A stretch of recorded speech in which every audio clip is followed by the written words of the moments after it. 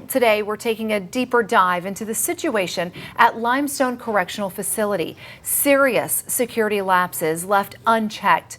2,300 inmates, often being guarded by fewer than 30 officers. All of this happening inside the state's largest prison that sits in North Alabama. Our exclusive investigation into Limestone Correctional Facility continues now at 5. Last hour, we revealed internal Alabama Department of Corrections staffing documents and shined a light on critical staffing levels.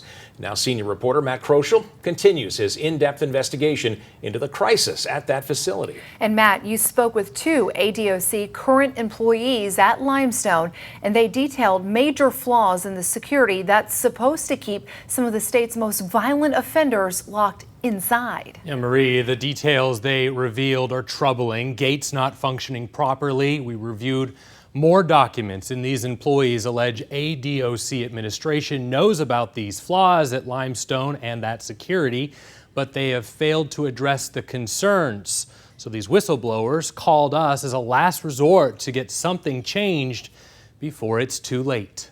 This tower stands as a symbol of the protection that's supposed to be in place at Limestone to keep dangerous inmates separate from all of us.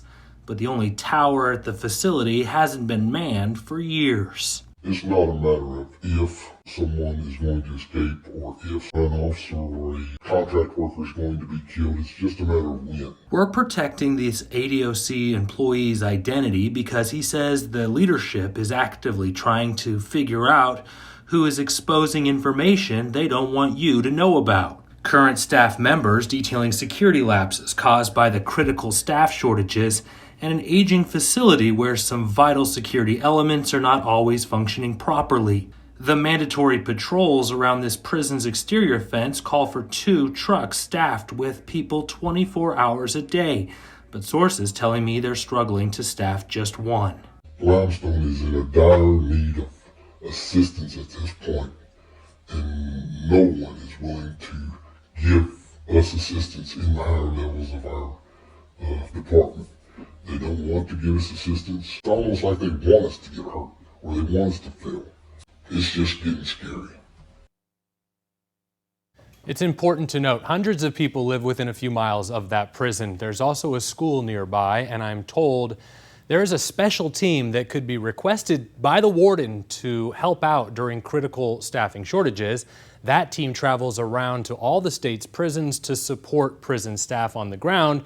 But I'm told up till now, the warden has refused to request this team to come to Limestone, despite the major issues we have detailed in our reporting over the last several months.